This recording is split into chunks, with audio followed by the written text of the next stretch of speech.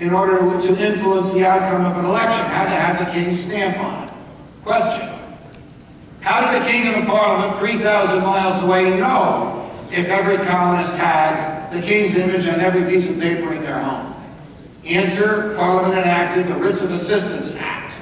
This abominable piece of legislation permitted British soldiers to authorize themselves to write their own search warrants to enter a colonist's home. So it was not uncommon for a colonist to hear a knock on the door, and a very polite British soldier would hand them a search warrant, and which he had authorized himself and his troops to enter the house. That would have been a felony in Great Britain. It ultimately became a felony here, but it permitted the troops to get in the home ostensibly to look for the stamps. Now, while there, they might help themselves to alcohol that you couldn't prove that you would pay a tax on. They might help themselves to furniture that you couldn't prove was made in the colony in which you were residing. They would also help themselves to the house, which is why we have the Third Amendment to the Constitution that prohibits the quartering of troops in a private home against the wishes of the owner. Some very bright students at the College of New Jersey, now known as Princeton University, did some quick math, and the math spread throughout the colonies, and the math revealed that it cost the king more to collect the taxes than were actually collected.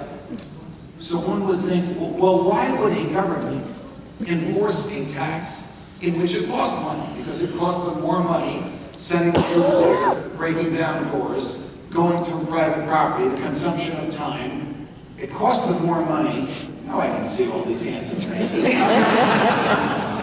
cost them more money to enforce the tax than they collected it. Might it have been the wish of the king to extend the reach of his power across the threshold of private homes and into the most private parts of those private homes, just to remind the colonists that he was still the king? This was, of course, the last straw. The Stamp Act was rescinded. The Writs of Assistance Act was rescinded by Parliament. It was too little and too late.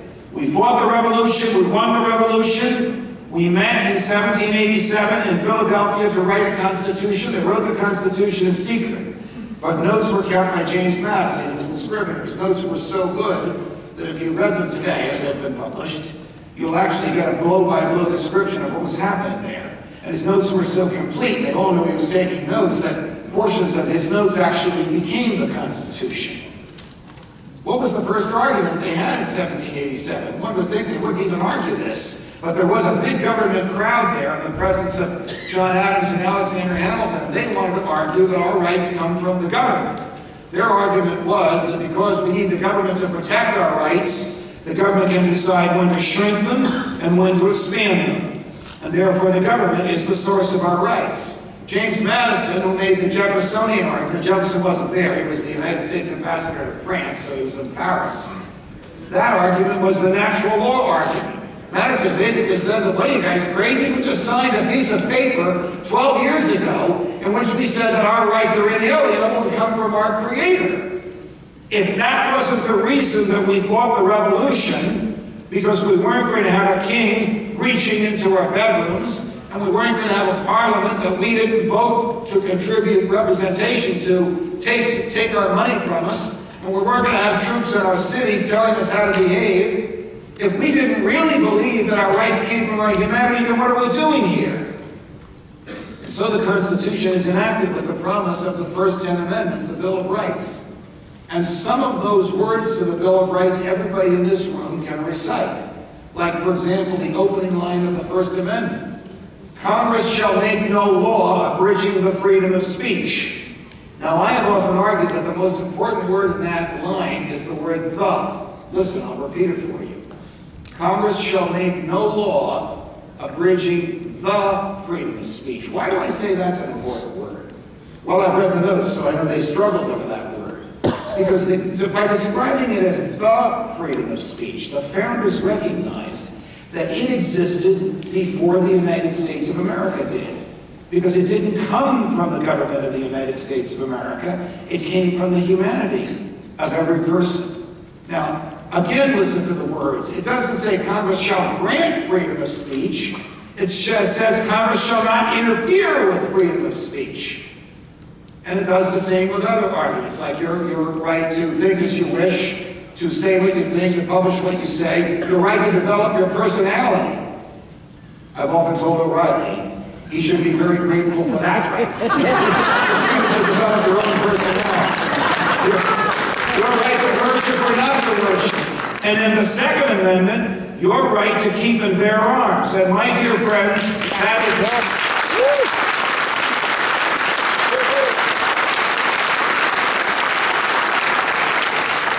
is not the right to shoot at a deer. It's the right to shoot at the government if it is taken over by tyrants.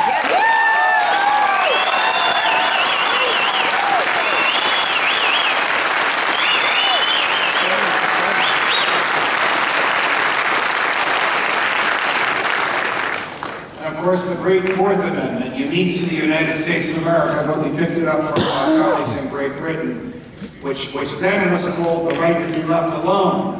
Imagine being able to say to the government, no, you can't cross that threshold, leave me alone. Today we call it the right to privacy. So today, if the government wants to cross your threshold, the government, under the Constitution, would have to go to a judge and present evidence of probable cause of crime, meaning that it's more likely than not that on the inside of the threshold is evidence of a crime. And then a judge would decide whether or not to authorize agents to come in your house, whether it's local police or federal agents. Because no more of this self-written search warrant nonsense like the King and the Parliament gave to the British soldiers. All right. We elect a new government. We have two relatively peaceful terms under George Washington. And then John Adams is elected president, and Thomas Jefferson is his vice president. They didn't speak to each other. You remember how people were elected president in those days. Everybody ran for president. Whoever finished first became president. Whoever finished second became vice president. Could you imagine if we had that today? So while Jefferson is living in a rooming house, and Adams is living in Philadelphia because they hadn't built the White House yet, there suddenly appears throughout the United States something that we couldn't imagine today. Fear of the French. Somehow the country is afraid that Jefferson's friends, remember he was the ambassador to France, will move over here in large numbers and vote out the big government Federalists, John Adams and company, and vote in Thomas Jefferson as president. So over Jefferson's objection, the Congress enacts the Alien and Sedition Acts, which basically says we have open borders and we need people. If you want to come here, come. Buy some land, become an American citizen. Except if you're French, you have to wait 14 years before you can buy land and become a citizen. Then they had a very troublesome part of this statute, which said, whoever shall bring the government or the president or the Congress into disrepute shall be guilty of a felony punishable by 2 years in a federal prison. Note who's missing from that. President, government, Congress. Jefferson, the vice president. He didn't care what people said about him. He said, if I ever become president, I'm not going to enforce this law. But think about the law. How could the same generation, in some cases the very same human beings, that wrote, Congress shall make no law abridging the freedom of speech, write a law, enact a law that in fact did abridge the freedom of speech? Now this leads to another question. What happens to people when they get into power? When they are the government, as opposed to candidates running for office? Do they say things when they're candidates that they don't or won't do when they're in office? Yes, unfortunately, which is one of the reasons we're here tonight. Congressman Matthew Lyons, an anti-federalist, a Jeffersonian, who represented Vermont in the Congress, decided to test the limits of the Alien and Sedition Acts. You see, John Adams, the president, had a couple of bizarre habits, one of which was to be seen in public wearing a purple robe. And occasionally Mrs. Adams would sew gold epaulets on the shoulders of the purple robe, and it looked a little regal and a little out of place in the United States of America. Adams also had another problem, not uncommon for middle-aged men, a problem with his waistline. So Congressman Lyons decides to mock the president's waistline and challenge the Alien and Sedition Acts. So he refers to John Adams, the President of the United States of America, in public as his rotundity. The Justice Department arrests Congressman Lyons, and he is prosecuted in a federal court in Boston, and he's convicted for violating the Alien and Sedition Acts, and he's sentenced to 2 years in a federal prison because he spoke words that the government didn't want to hear. Now, the second part of this story, all of you will appreciate because you all live in or close to Chicago. You will also appreciate this if you're from Hudson County, New Jersey, or Boston, or New Orleans. These are places where the following events actually occurred. Congressman Lyons ran for re-election from his jail cell. And he won. So